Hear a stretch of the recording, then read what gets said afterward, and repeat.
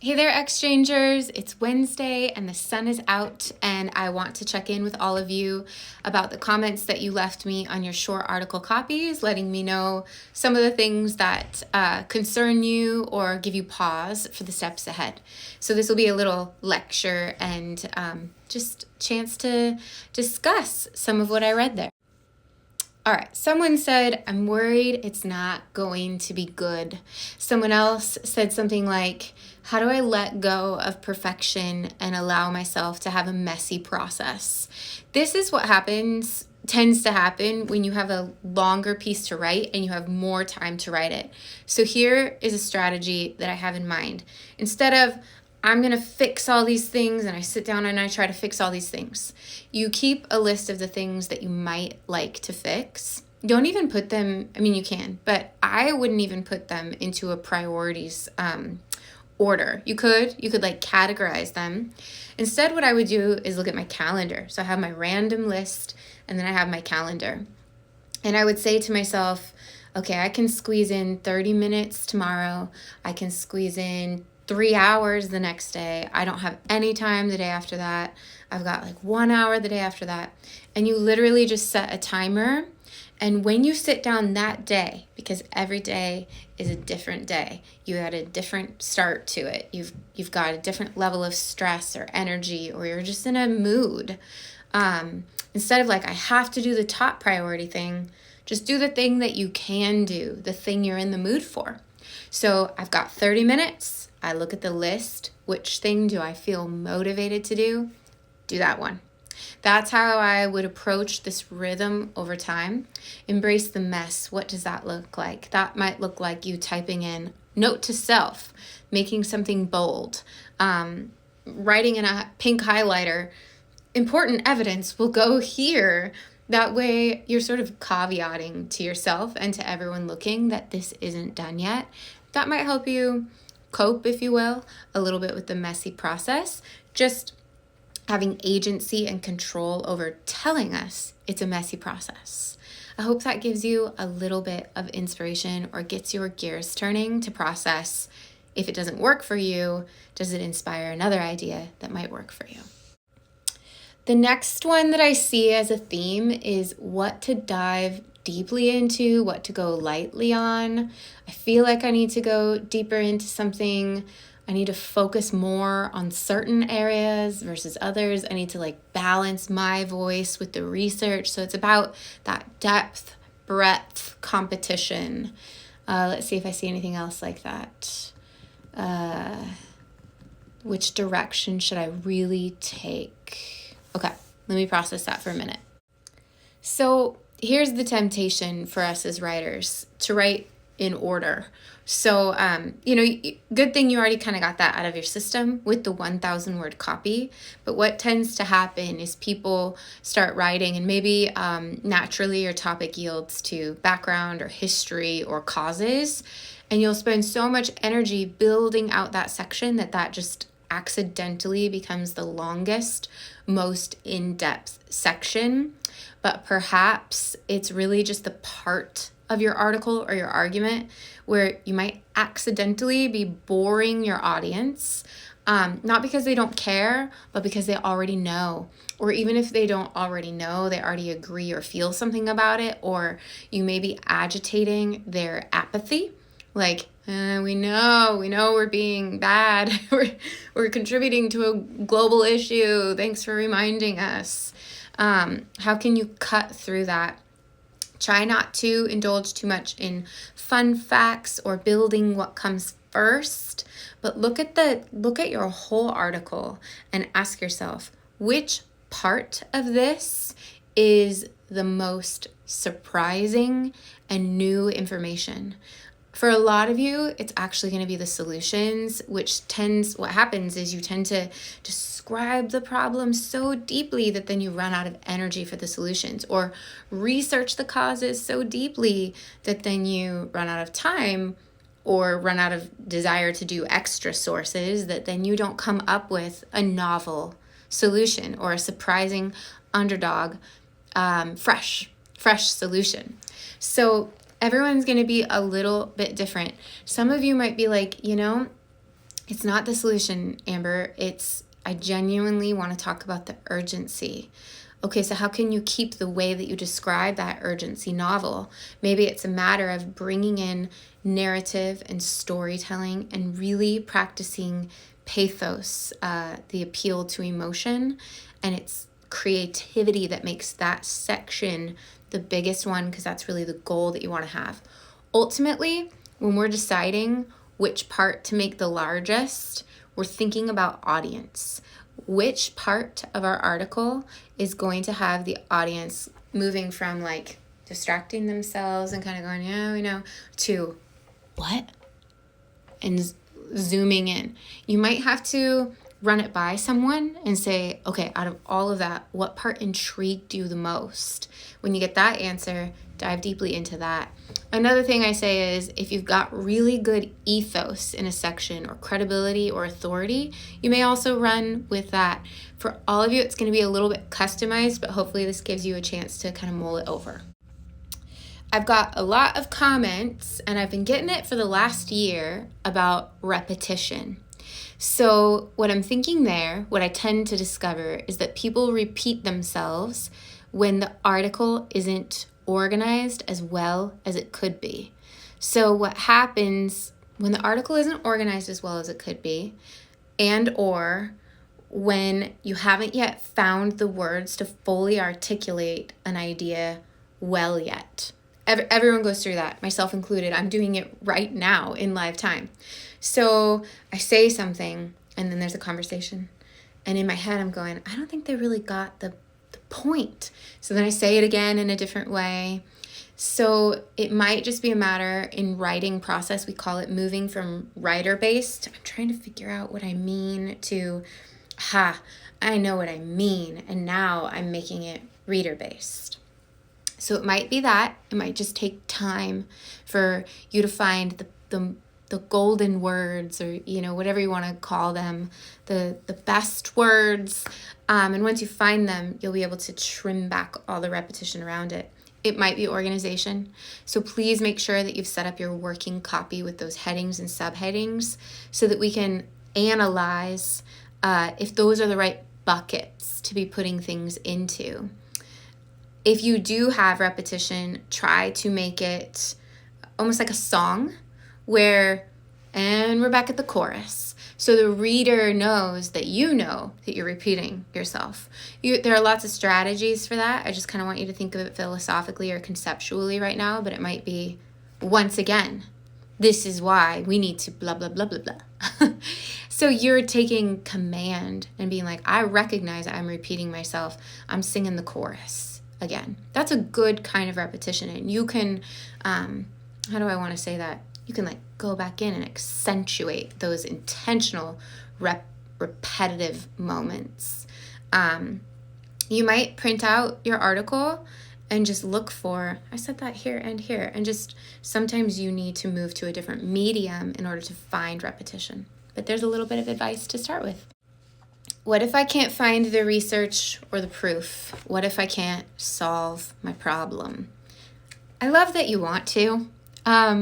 That is one of the most inspiring things about this entire project. One time, I had a student spend the entire quarter arguing that some legislation should be passed.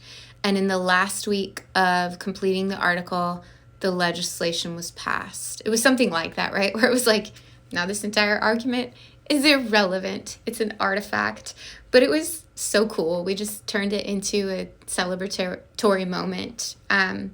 Anyway, that's part of the learning process. This sounds so cheesy, but pat yourself on the back that you even want to solve it. But let's talk about the research part for a minute. What can you do? You may need some support with strengthening your research skills. You may be tempted to avoid the links and resources and buttons that I'm providing and to only hit the surface level of this course and act as if you've received the whole curriculum, and you haven't. Click into the stuff, look around, skim it, give yourself some serious space to absorb my textbook. That's step one. Reach out and ask me, Amber, I'm coming up dry. I'm not finding these resources. Go to the library. like online or in person, and talk to a librarian. You may need support with finding the right keywords, and sometimes a person who's been around the topic, who's been exposed to the topic through over a decade of reading topics, can give you the language that exists within the discourse community that studies and discusses the thing you're looking into. So that's like the right phrases to put in your search in order to find the things. What if I can't solve it? Besides research, where else do you get wisdom? Okay, I'm going to get really silly for a minute. Maybe not silly, that's not the right word. I'm just going to cover the full spectrum that comes to mind. I'm going to brainstorm out loud to give you freedom and inspiration to brainstorm out loud. The first place you might find wisdom is in quiet, is in solitude, is genuinely sitting down under a tree outside with a little bit of sun hitting you and just listening to Mother Earth, the birds, the wind, the leaves, so that you can calm your space. And this is based on research, by the way. There's research on creativity that says it comes from being bored. So if this doesn't signal boredom to you, then maybe it's not the right concoction, but stay with me. Get bored, get somewhere peaceful, and just envision the solution. Think outside of the box. Tap into the fact that maybe you have an answer. That's the first thing. Also, wisdom can come from the research, right? It can come from the experts. What if you're looking to only one kind of expert and you really need to look beyond? So, doctors, psychologists, teachers, lawyers, parents, the children themselves. I'm just kind of pondering here. What else?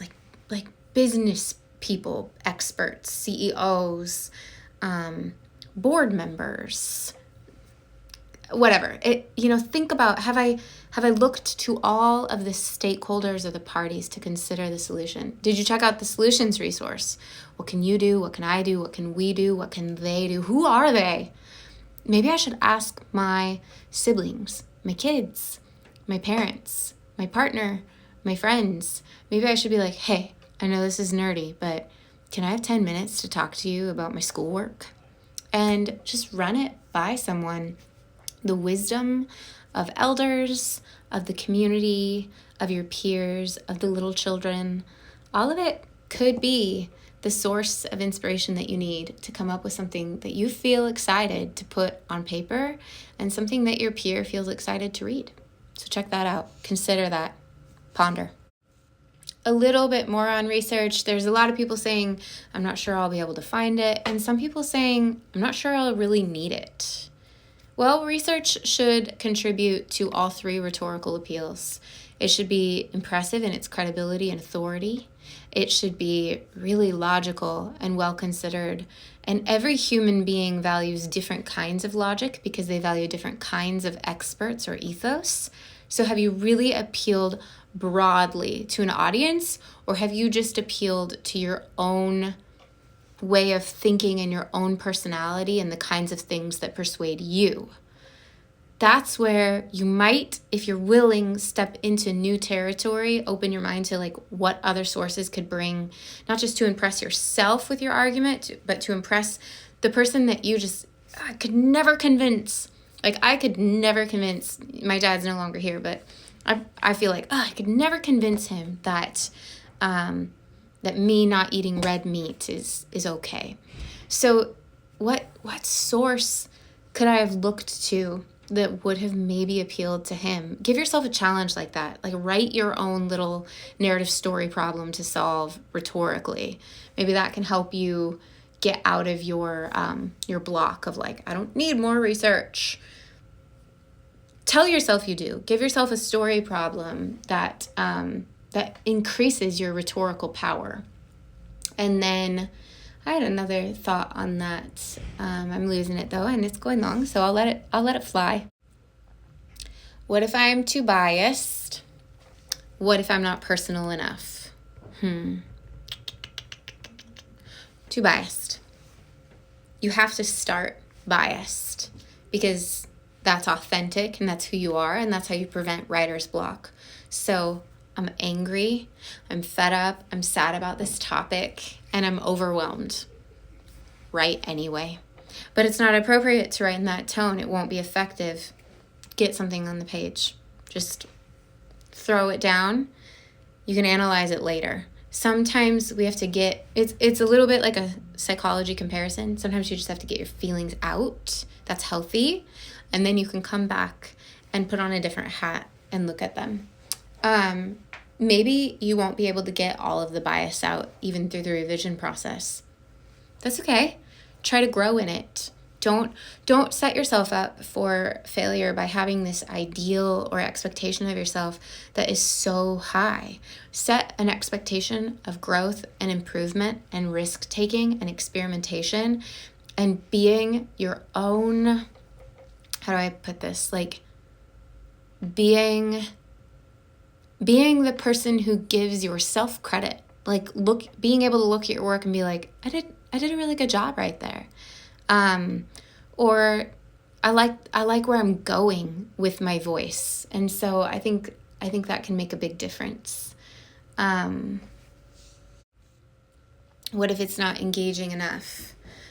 Well, it might not be, because you've been indoctrinated into a system of education that most typically, myself included, rewards impersonal, kind of neutralizing language that just sounds report-like or informational, or there are two sides, and all of that has a lot of value. It doesn't necessarily teach you how to appeal to audiences rhetorically because you actually care about a topic and you want to see society change for the better. That might not apply, but warp my words to match what fits for you guys.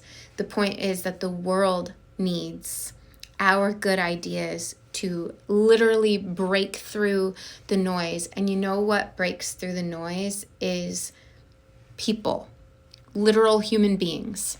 You need to make, if you want to be heard and if you want to make a difference, whether it's with this topic or anything, you have to be a human being presenting the idea to another human being.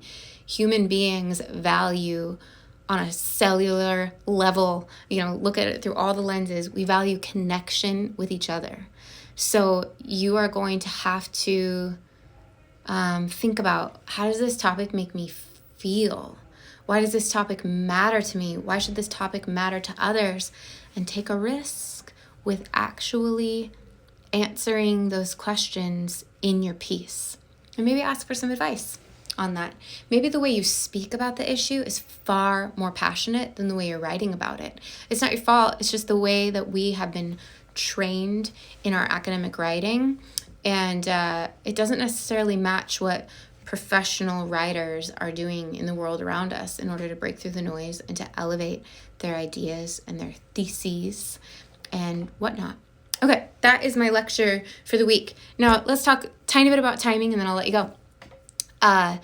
You are finishing up your research or your first source evaluation right now, so that starting Friday, I could maybe start looking at those and giving some comments.